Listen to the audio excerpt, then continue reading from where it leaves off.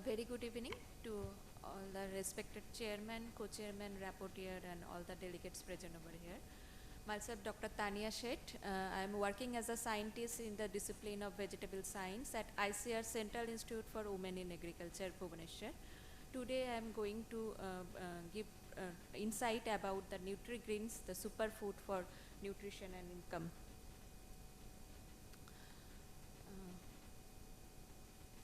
We all know that women have to play dual role. Maybe she is a farmer or a woman, but if she is a farmer, maybe she is a rural, maybe she is placed in a rural place or urban or peri-urban area. She have to do a dual role. His or her farm work is an extension of her household work. So. And at the same time, due to rapid urbanization and also male migration, tend the more agricultural work to the shoulder of women. So woman-centric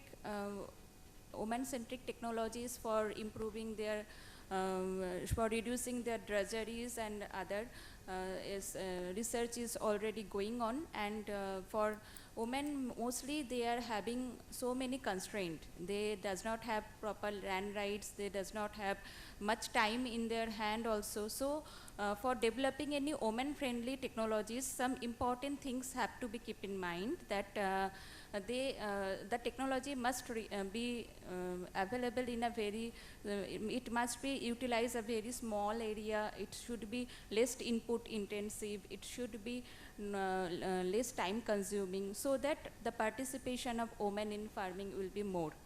And women and malnutrition and gender are an interlinked issue.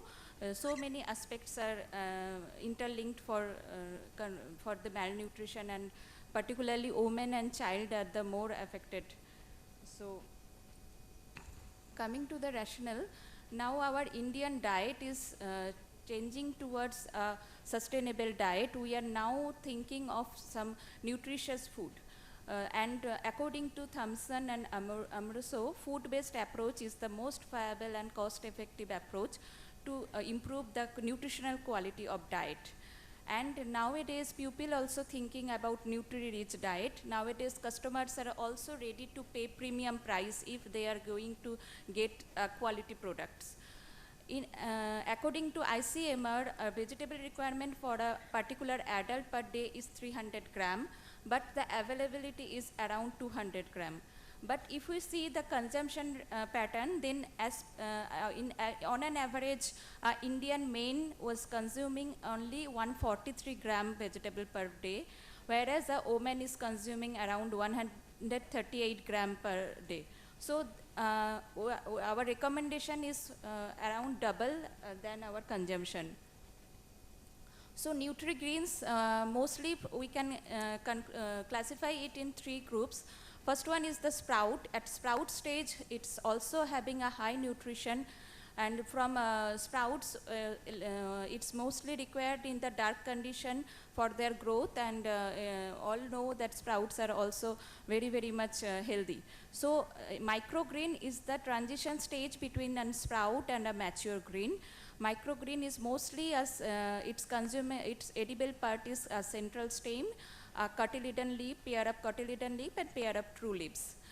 And microgreen require light for their growth, and it's rich in all my vitamins and minerals as compared to its mature part.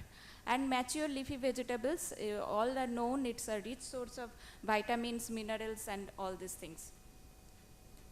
So microgreen is mostly edible seedling greens. It's grown from seeds of vegetables, cereals, then your, in fact, millets also, or some herbs, and it's having a distinct color, flavor, aroma. As it is consuming raw, so its nutritional value is keeping intact, and its fresh and crisp appeal increase the value of the food. As compared to seed and mature plant parts, it has rich source of phytonutrients, antioxidants, essential minerals, and at the same time it is low in fat and carbohydrate content, and also anti-nutrient factor is much lower as compared to mature part. and it can be grown in several conditions. That means in open field condition, in greenhouse, in high-tech phytotron laboratories, and even it's the possibility to grow in higher altitudes also, and even for space farming also microgreen is nowadays gaining importance. And it can also be grown in different medias. So microgreen is not a new technique. It's started back in the 1930, but in 1990, it's from California. It is mostly popularized as a vegetable contefi. Then in 1998, the word microgreens is actually come in pictures, and from 2010 onwards, the popularity of microgreen in the grocery shops and reputed restaurants is day by day increasing.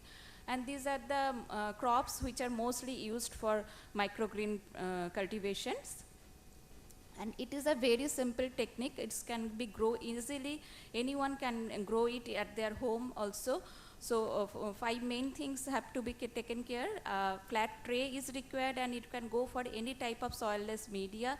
And untreated seed is used, then soaking of seeds, and then sprinkling of water, and after germination, when they are true, after cotyledon leaf, first true leaf appear, that is the perfect stage of harvesting. And sometimes some variety or some types of crops are having the tendency to again regrow from the same cuttings, but some are again have to resow. So after immediate, as it is a live part and having high moisture and very minimum shelf life, so it should be marketed within 1 or 2 days, but it can be stored in refrigerated conditions for 7 days. Our Indian diets are very much diverse diet are there. So there is also chances to incorporate microgreen in our everyday meal. We can, as it is mostly used as a topping or garnishing, as it is not cooked, so its nutritional value is also being intact. So in our Indian dishes, we can enrich the value with microgreens. And recently in the G20 summit also, the chefs are also decorating, also preparing millet products, millet dishes, and also decorating with microgreens. So microgreen is not only a technology which can be adopted only in the urban or peri-urban area. Our rural farmers also in a community approach, they can also be grow microgreen and can become an entrepreneur in this direction, because as it is required very low investment and very less space is required. Also vertical expansion can also be done. So it is a very much woman friendly technology, and it is also having the possibility to grow round the year. Off-season cultivation is also there, and as we are not using any type of chemical pesticides, so organic produce, organically grown produce can be say it is one, and from 1 month a woman farmer can earn more profit. But at present, it's having a niche market, mostly the supermarket, reputed restaurants, and VIP colonies, it is there. But we are hoping that in future, it is having a good market. As like the example, we can take a site from broccoli or mushroom. Previously, when it was there at the first time in the market, nobody is there to buying it. But day by day, when the people is aware about its nutritional value, they are going to adapt that crop. So, and also microgreen growing kit is nowadays very popular. In online platform also, you can search about microgreen growing kits, and it needs only 2 to 3 things, only coco peat or a growing tray and only seeds of 2 or 3 crops. So a woman farmer can, if we can create awareness and proper skill to them, how to grow and how to be licensing them with the marketing agencies, then they can become an entrepreneur in microgreen cultivation.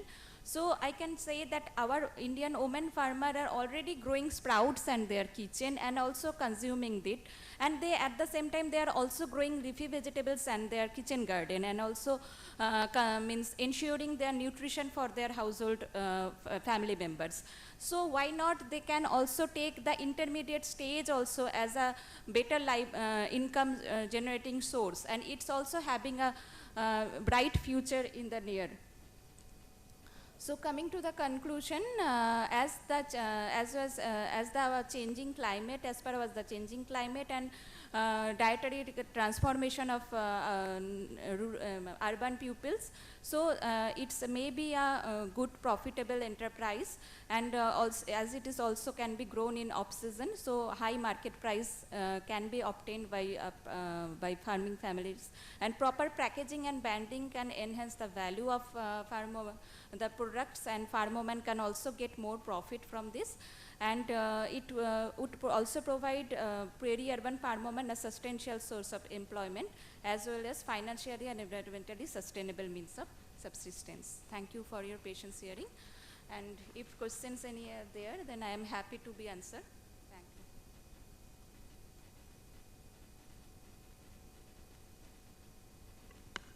you. Dr. Divya Sharma.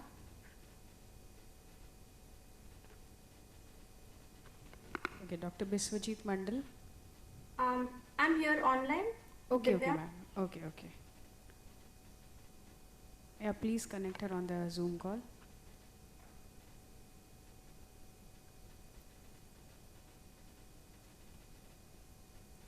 Yeah, you're visible, ma'am. Okay.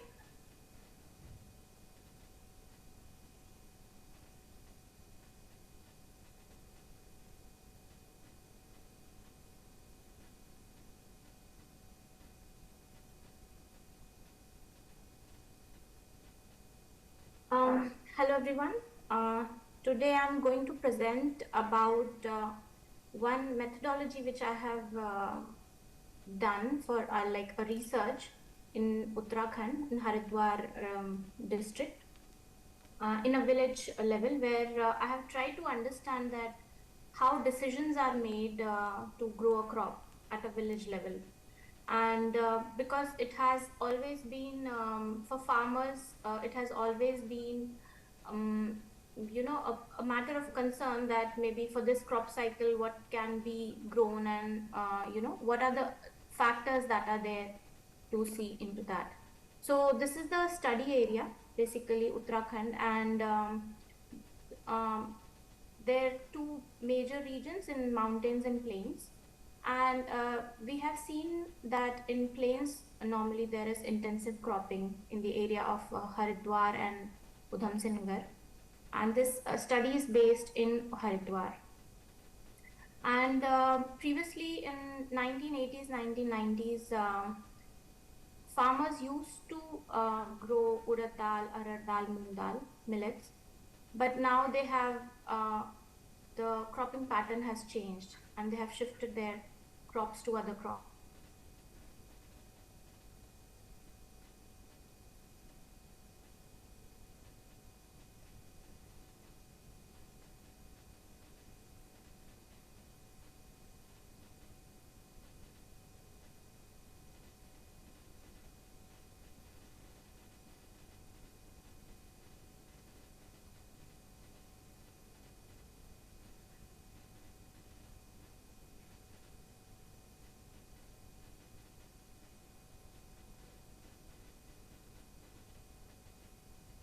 Hello, I'm audible? Am I audible?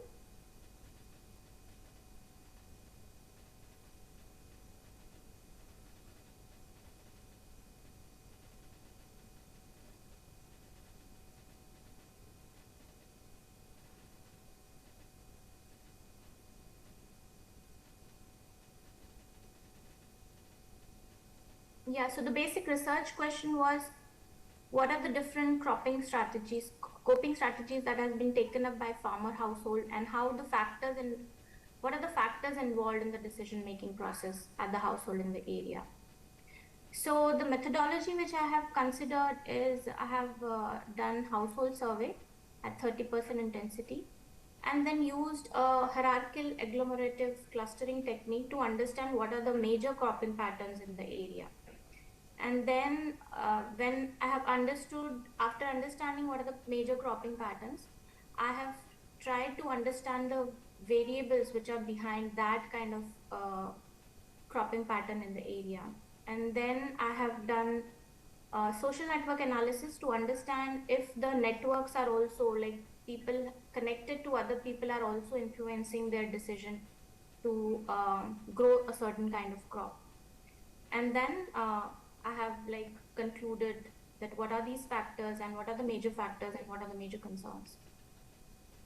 So to understand that what all were grown in that area, I made a list, and there were around 15 crops in the area. And after surveying, what I have found is that there are many variables that actually affect their cropping pattern. So what I have taken is caste, economic class, land, soil type, water access, monthly income, and the labor ratio, primary occupation, and the water which they having. And after running the clustering technique and after doing the multi-regression model, what I've understood is there are basically 6 cropping patterns which were there. And if you see this frequency table is basically showing how many farmers are using that kind of cropping pattern, following that kind of cropping pattern. So the first cluster, they were growing poplar trees. The second one was they were growing cucumber, fodder, paddy, and wheat. And they were taking 4 crops in a cycle. Third one is again fodder, paddy, sugarcane, and wheat. And few of them were taking only 3 crops. So there was an intensity in, like, they have increased the farming cycles there. And what I tried to understand is, after considering these 3 major cropping pattern of having 4 crops at a time and 1 crop at a time, like poplar, or 3 crops, what I've tried to understand is how these what are these networks, and how every kind of farming activity is affected by people who are involved in that kind of farming.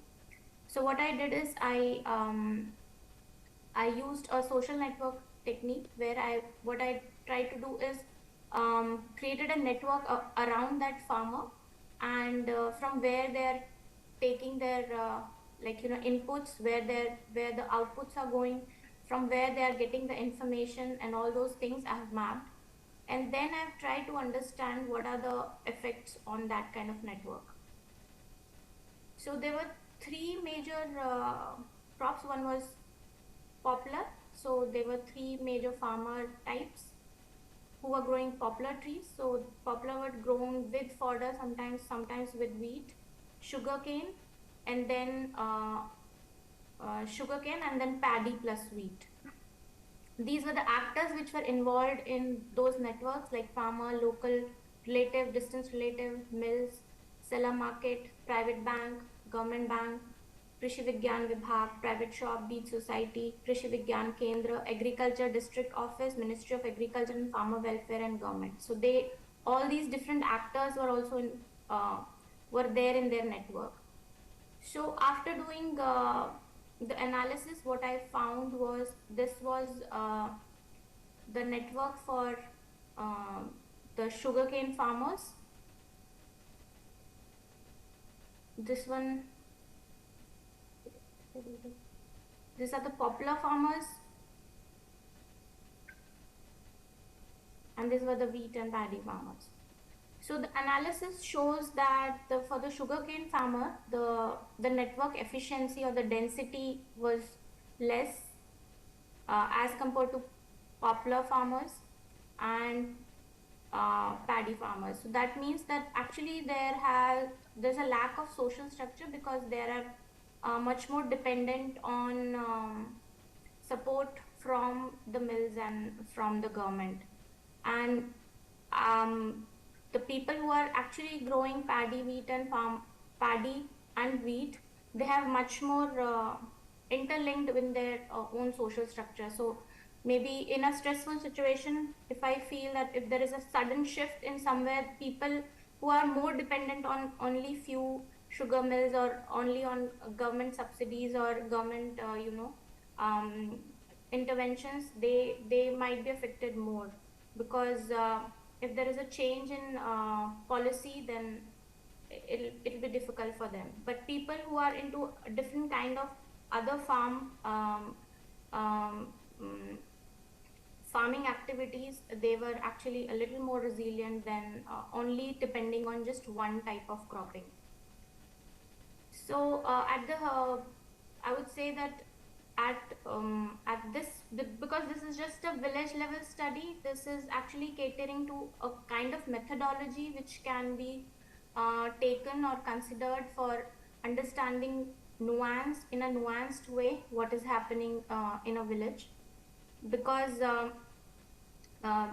sometimes we see that even for climate change, or even when we talk about sustainable agriculture, we want to understand that if in a place not everyone will take a similar decision, if we have to have an intervention, even with the same climate, even with the same kind of stress, every person will not be able to take that kind of decision, because even to adapt and to cope or to shift to another kind of crop, there are constraints. They are constrained by their line size, they're constrained by the soil type, they're constrained by even caste, because in this village, most of the village vegetable farming was done from a very different caste. And for like a person who doesn't have the ability or doesn't understand how vegetable farming is done, it's difficult, because then he needs to have training, or he and she needs to have training, and then to have that kind of labor. So when I went into the field and asked people, why you don't want to shift from, even if dependency on sugarcane is such, why don't you shift to other kind of crop? And then say that we don't have skills, and then we have to hire people, and labor is also not available. So it's a I would say it's a complex structure, even at village level, to introduce new things, or to cope to a new situation, like, because now we are facing climate change, and we might see a lot of crop failures, or we want to introduce new seeds maybe, but then again the adaptability, or the way a farmer would want to adapt to all this, or want to take this technology forward, will also depend on a lot of background factors. So this was a small study which actually shown has that potential, that actually we can go in a village and try to understand their own social structure as well, so that we have some people there where we can identify who are these people who can actually take up technology faster than others, and how we can support the adaptation of a technology or adaptation of an intervention in a holistic way, and not just through technology, but how to embed that technology in a social structure, because we cannot separate technology or intervention or any farming activity from the social structure as well. So we need to understand how their structures are, how their networks are, even if they are growing different kind of crops, because what I have observed is when these farmers, they grow something, there is a lot of things that goes behind, not only as technology or not only as the resources, but how they are influenced through their networks also. So yeah, so I think I would just want to say that it can be a very good method to understand what is happening, maybe at village level, or if you want to see it at a district level as well, that how a farmer shift the decision. So if we want to introduce something, how he will be encouraged to do that. It's not only the technology or ease, with the ease of use of that technology, but also how he or she is influenced by a social structure, or a network around her or him, that also influences. So yeah, that is all from my side. Thank you.